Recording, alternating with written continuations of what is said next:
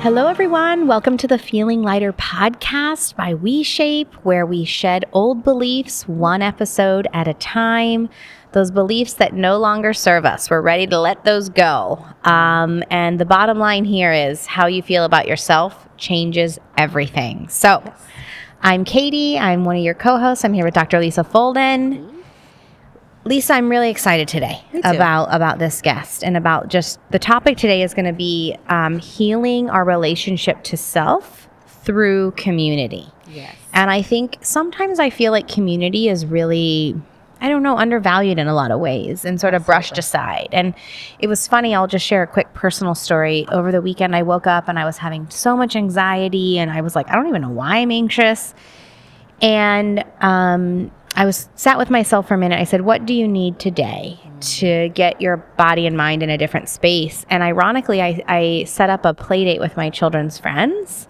So there were all these kids at my house. We went on a hike together. We had shared a meal together, and they were laughing and connecting. And they weren't my friends. They were my children's friends. But I sat in this exchange of community.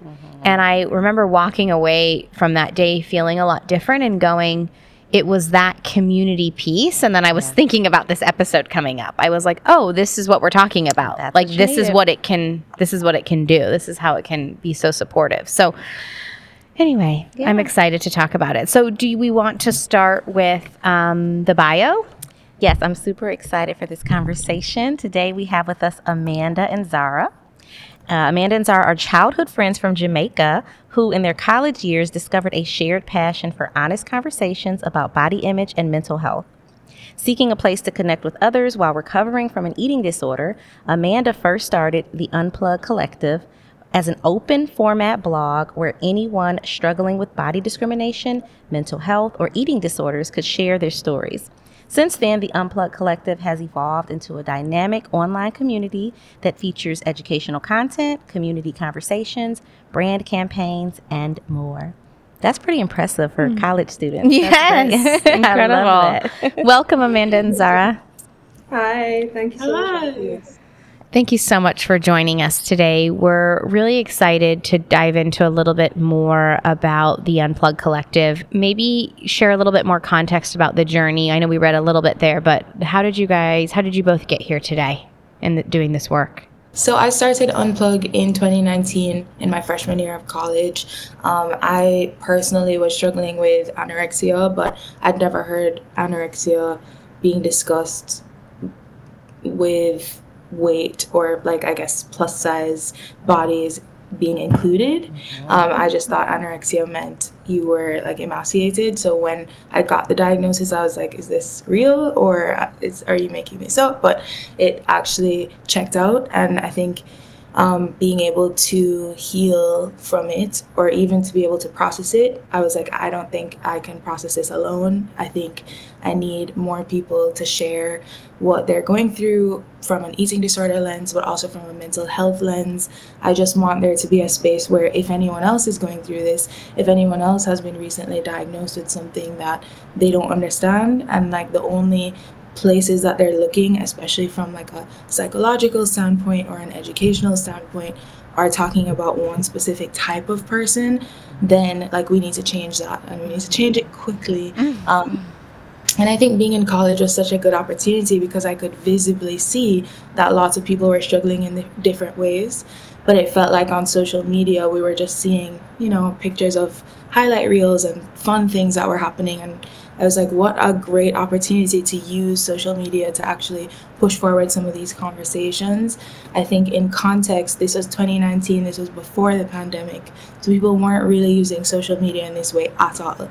I think it was actually quite odd for a lot of people close to us in our family and our friends to be like, how are you being so vulnerable in this way on such a public forum and a public platform? But it pretty much took off immediately because I think people were excited by such a vulnerable conversation being had. I mean, it was things like being anorexic in a plus size body. It was issues of gender and ability and size, and it was just this open forum that wasn't asking you to feel positive.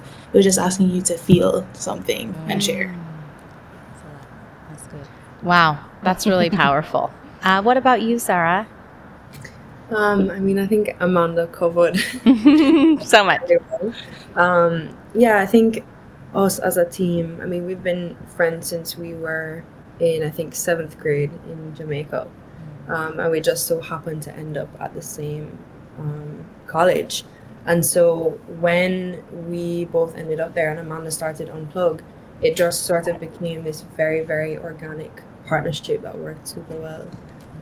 Because I've been passionate about these issues for a long time, and was part of a club in high school called the Body Project that dealt with all of this. So I was exposed in this sort of more, I don't know how you'd say, maybe more of like a formal setting of running club meetings and leading discussions about body image and mental health. And so when that synergy happened, both from like a passion standpoint of how we had been exposed to these issues, but also from a friendship standpoint and how we have totally different minds. I'm a little bit more like, analytical, organizational, that kind of stuff. And I'm this very big picture creative. And when we came together and I sort of joined on to Unplug as the second in command at first, we just took off from there. I mean, we were able to start really getting an influx of stories, doing a lot of educational content. We had a whole team at one point. Everybody was in college. None of us were getting paid. It was all volunteer work.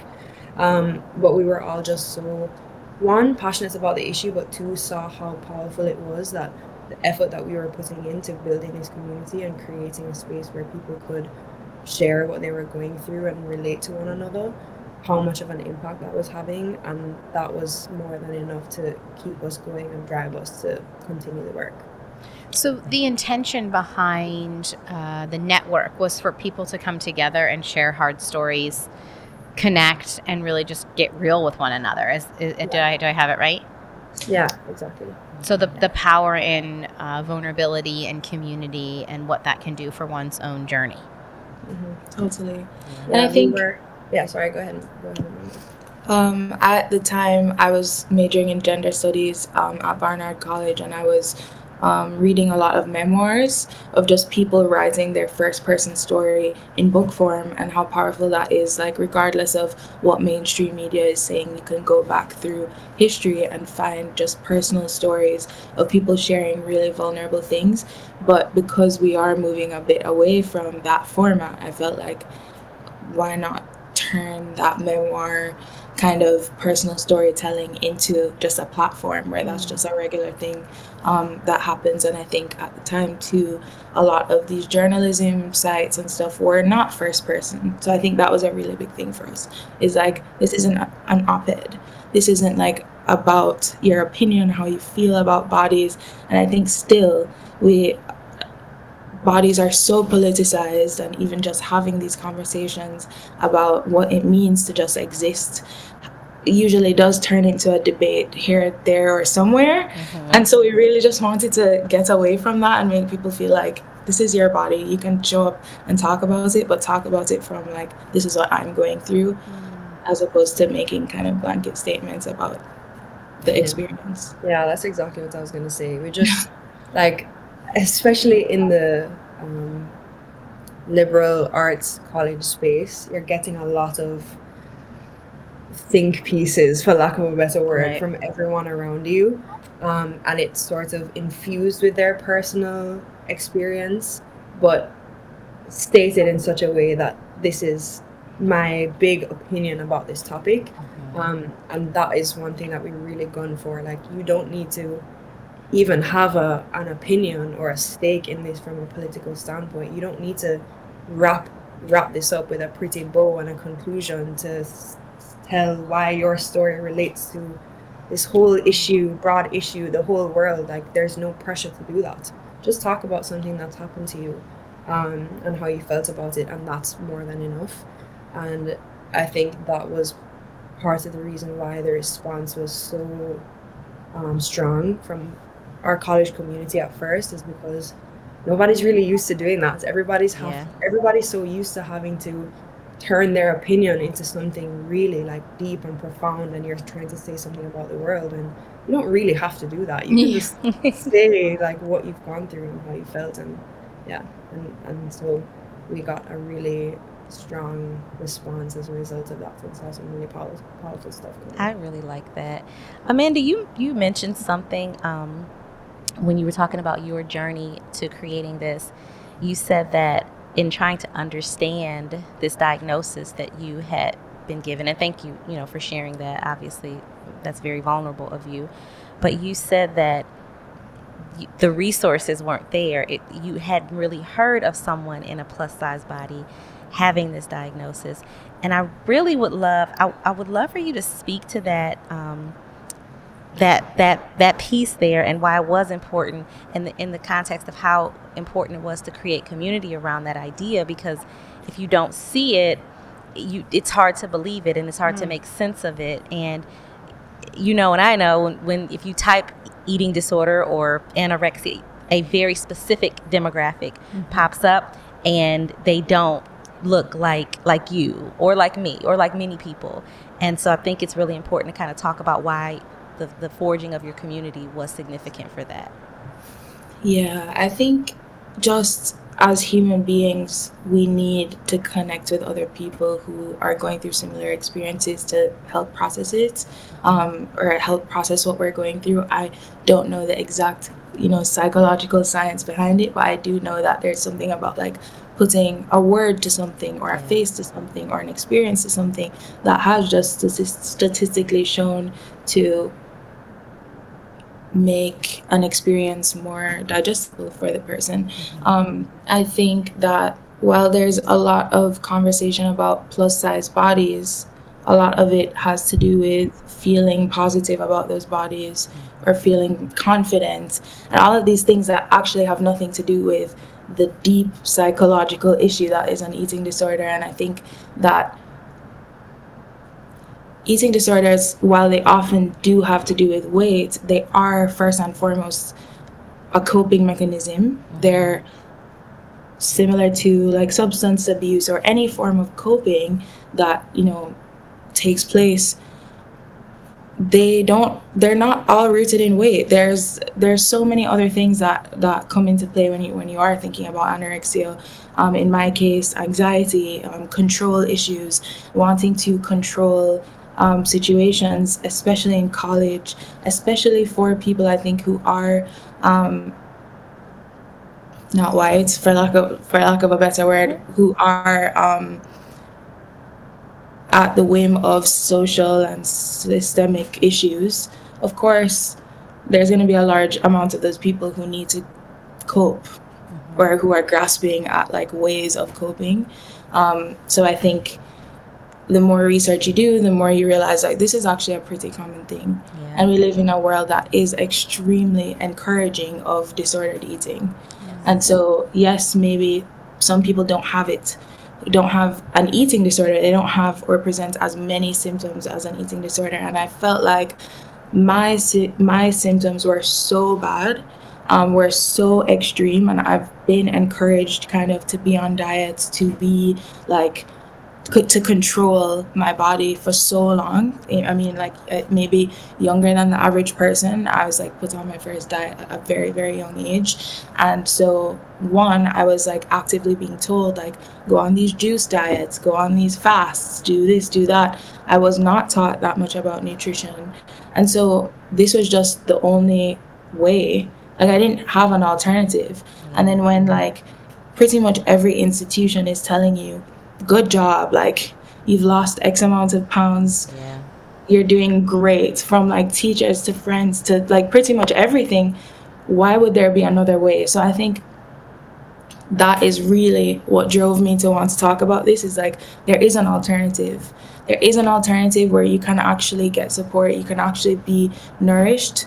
Your body may change. You may not be able to quote unquote control your body in the way that society is asking you to, but on the other end of that is like just so much freedom. And also when you're able to get into it from like a psychological perspective, it's not just, oh, I can fit into these clothes versus that. It's things like I can be at peace. Like I don't have to be constantly obsessing over like what I'm wearing, what I'm eating, what I'm thinking, what I'm, so there's just so many benefits. But I guess to sum it all up and to wrap it all up is just when you are constantly being told by the world that something is good for you, that also is terrible for you and is actually making you sick. Yeah.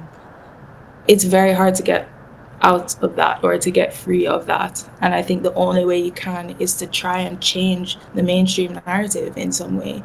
And I think that we kind of successfully have, not just Unplug, but like body liberation activists in general have tried to create this kind of second tier or almost this second voice that when you do naturally think like, oh, maybe I should restrict, maybe I should diet, maybe I should do all of these things, there's a second tier that's like, no, but your body matters, your body is good, you're okay. I think right now with like the rise of Ozempic and just generally the conversation where it's at, I think we're taking 2 steps backward, but I think that happens in general with a lot of issues. So yeah. I mean, I want to talk about, I think what you're doing is you're giving people a platform that says your story is safe here, and the inner dialogue that is counter to what our mainstream dialogue is okay. And I think there is so much power in kind of like what you're saying. Like, I don't have to come to the table with this bigger purpose of what I'm trying to say. I don't have to come knowing all the answers. I don't have to come with even evidence to prove my case. I can just be and feel safe to share. And I think that that is what we're talking about when we're talking about healing these parts of ourselves through a community. Because when we can get that validation through someone else's experience and someone else's story, we feel more understood ourselves. Absolutely. And that's a step closer to ourselves. And that is really hard to find a group of people who can hold you up as you counter the narrative that is everywhere, right? So I just commend the work that you both are doing at such a young age. Is so inspiring. I'd love to know if there is a particular story from your community that has resonated with you, that has just like, oh, I think about that story a lot. I can take this one. I think the first story that was ever written for Unplug was one called I Was Proud of My Bronchitis. And we've been asked this question before, and this is always the story that comes back to my mind. It was an anonymous writer, and it was essentially a story about how this person developed bronchitis and lost a lot of weight as a result of it. They were sick for a long time, and the weight loss completely changed how everyone around them responded to them. I mean, all of a sudden, it's like these doors were opening and these light bulbs were turning on, where people were receiving them with a lot more positivity and complimenting them, and all of these things, the carpet started to roll out. And so this person was like, this illness that I have where I'm literally sick, I'm dizzy all the time, I'm coughing, I'm like all of these symptoms that they describe, like I was suffering so much physically, and yet no one cared. No one saw that. And even if there was no drive to notice, there wasn't anything even prompting anybody to be asking those questions, because all they saw was the weight loss. All they saw was, you now look the way I want you to, and I'm going to reward you for that despite what brought you there.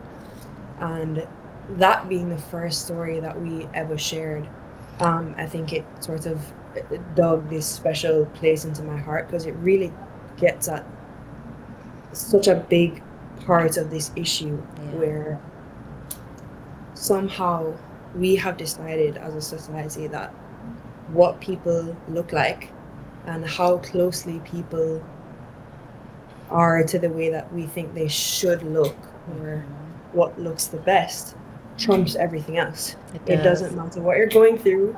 It doesn't matter what you did to get there. We've like worked this thing. We've almost come to a place where we believe, like a lot of people truly believe that is the best thing that you can do for yourself, is to look a certain way, regardless of the cost. And I was always so grateful for that person sharing their story, and admitting to the fact that they were proud of it, of their sickness. I think that's the part that really really struck me, was the honesty in that. That is, you know, there wasn't they weren't trying to say, oh, and I'm ashamed, and oh, I shouldn't have done that, or oh, nothing. They were just like, that's the truth. That's my reality. And I think a lot of people do experience that, unfortunately. We've had other stories, similar stories, about people who, you know, their medication that they were taking, that, you know, this is sort of the flip side, but they're taking a medication that's saving their life or is making them not sick, and it's causing them to gain weight, and then they see the opposite effect, right? And I think those kinds of stories have always been the ones that really sink it in deep for me. I do. And it gives you a lot to unpack there, because it reminds you that this quest that we're on, you know, for health, is really not health. It's like we're on this quest for aesthetic, a look, because of what society tells us.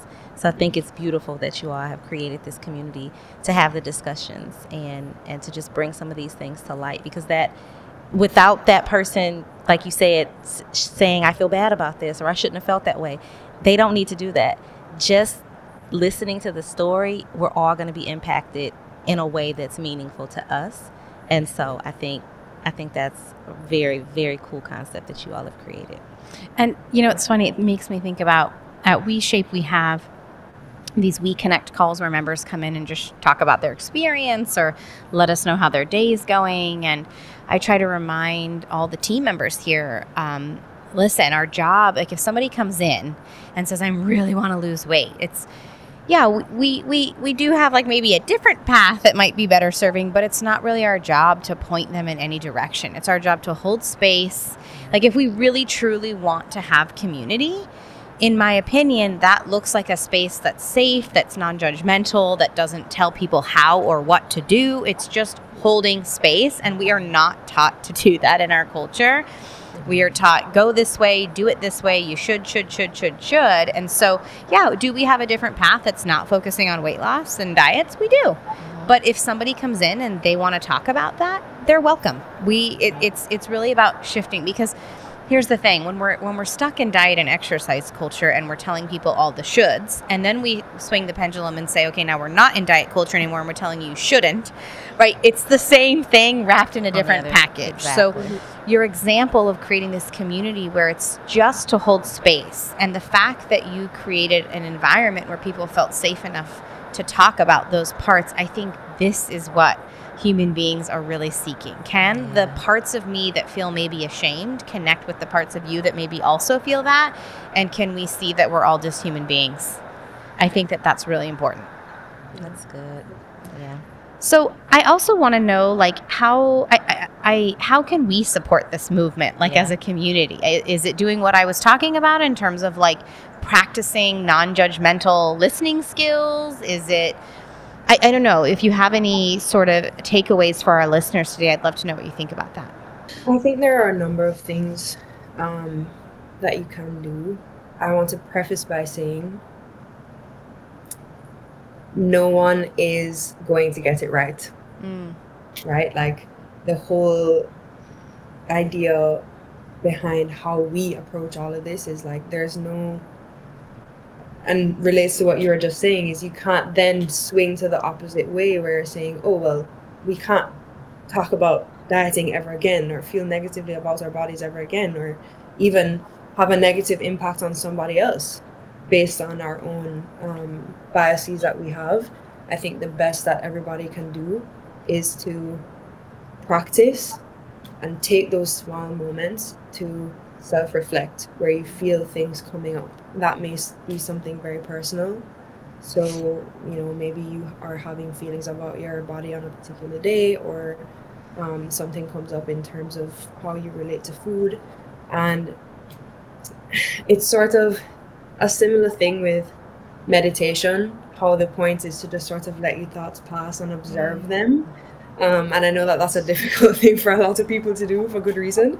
But it's a similar approach, right? Like, just try to observe what your thought patterns are. How are you responding to things? How are you treating other people? And I think reflecting goes a long way, even just to recognize, like, okay, how might I be impacting, my relationships with other people? For example, if you have a young person in your life, a child in your life, how do you respond when that child, I don't know, for example, wants to eat a second or a third slice of cake? What do you feel toward that first of all? What are your feelings that come up? And then secondly, how do you see yourself wanting to respond to that situation? And then just gradually over time, like, find those small moments where you can relate to somebody in a different way, or relate to yourself in a different way. Instead of restricting, maybe you try a different approach, but the key thing being, you're not going to get it right all the time. There isn't really, like, I don't even know what getting it right would mean. Like, lower the expectation. Yeah, lower the expectations, bring yourself and other people down off the pedestal. We're all just trying to swim through the world and figure it out. And so I think if we were less judgmental of ourselves all the time, that trickles down to everything else. And I think that active listening also comes into play with that, of just this trying every day, this practice of non-judgment when it comes to everything, your thoughts, your actions, your relationships. And that goes a long way. I love that. Go ahead, Amanda. I'll just add on to that. I think that was like a lot of the internal, like, self-regulation stuff, but I would say there is a lot of regulating that has to be done as well with the external and just external stimuli, because this is everywhere, from like comments from family to from like in medical institutions to like fitness institutions. If you even want to engage in exercise, you're gonna hear like diet culture language. It's just impossible to escape. So I think holding firm on boundaries that you may not even really have for yourself yet. Like, I think sometimes I have like a notes app where I'm like, these are the things, this is how I want to move through the world, exactly how Zara said, in this very non-judgmental way. And if I feel like other people aren't really upholding that same standard that I want to have for myself, like, where can I create some kind of boundary, whether that's just saying like, I would like to not be weighed today, or I would like to be blind weighed, or I would not like to talk about food and body with you because I'm talking about it with my eating disorder therapist, or in whatever ways that you can, because there is a misconception a little bit that people have of just like, well, you like, people who decide to practice this a very non-judgmental way of talking about their body are just in a la la land about health, or they just don't care.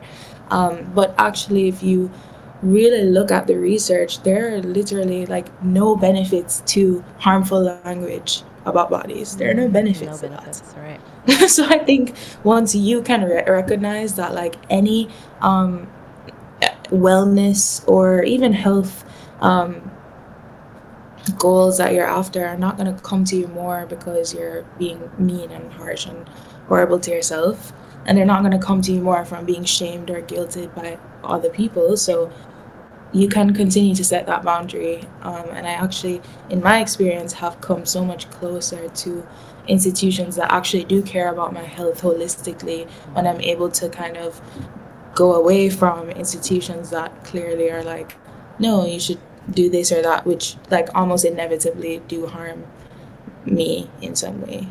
Absolutely. I think what you're highlighting here is that, yes, the mainstream might not be talking about the things that we're talking about today, but we can set boundaries for ourselves in any way that we can. It's not going to be avoidable, but there is still hope. There's people like you both leading amazing groups and endeavors that are offering a new type of platform. So people are out there and are ready to talk about these things in a different way and connect with our bodies and ourselves in a different way. So before we let you go, though, I need to ask the Feeling Lighter podcast big question. So what is an old belief that you have shed that has impacted your life in a big way? I can go first on this one. I would say you don't have to have a plan. Ooh. I kind of got chills with that one. That one hit me kind of hard. Yeah. We're the planners over here. Yeah. I'm very much a planning-oriented person. You know, I was telling you earlier, I'm very, organized, and I am the person that plans a vacation and has the spreadsheets, and like that's sort of what I always tend toward and how I've always been. When I graduated from college, I decided that my plan after graduation was to not have a plan. Wow. And in the midst of everyone applying for jobs, I decided I was just going to move to Canada and bartend or find a job somewhere and then kind of go from there. And I ended up working at a restaurant. The details don't matter. I worked at a restaurant for about a year, and I'm now working at a gym, like a luxury fitness gym. And it couldn't be like a more perfect situation. And I think what I learned from the process was that there's something really profound that happens when you let go and you say, I'm going to intentionally allow my intuition to guide me along this path and just sort of trust what happens and trust myself to be able to navigate something without like, oh, like what's my 5-year plan? What are my career goals? Like, who am I emailing today? And I think that applies in almost every area of life. And I'm not knocking plans, I'm a planner, so there's definitely a utility to them. Yeah. But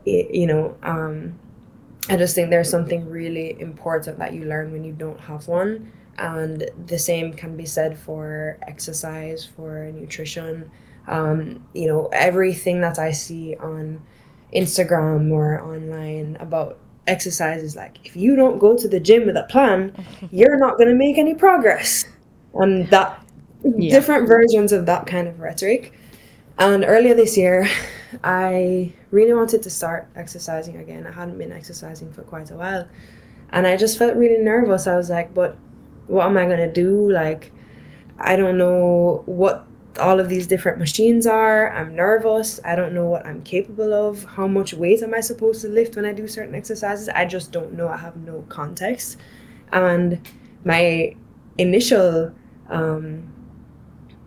answer to that was to make a giant spreadsheet with every single exercise under the sun. Wow.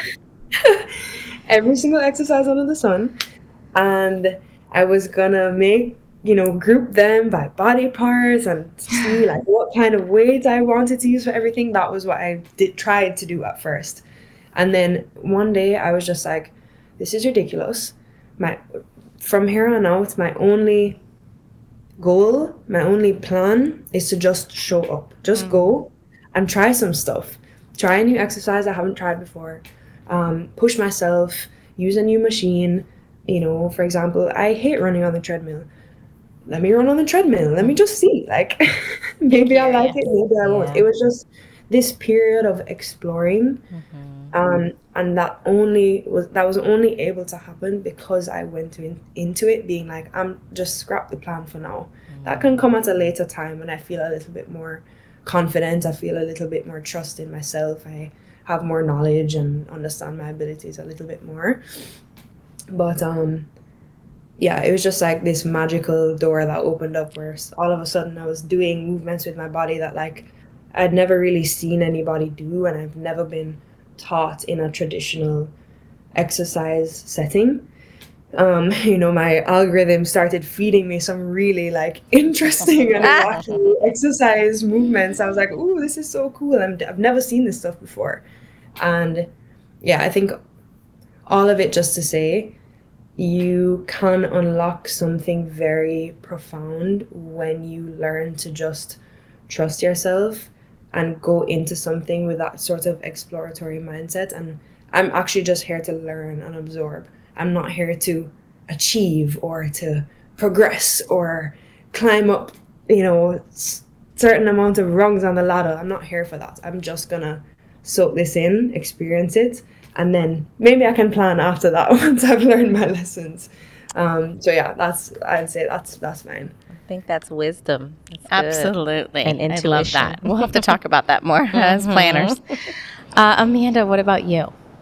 She's very wise. Wise one. I think mine is actually kind of similar in that I learned to trust my intuition, but I think more so I learned to not make everything into a crisis or like catastrophize. Because I am such like a fixer of everything. Like I think that is very much my personality. Both like in work and in like relationships, I'm always like, this is the problem and this is how we need to fix it right now.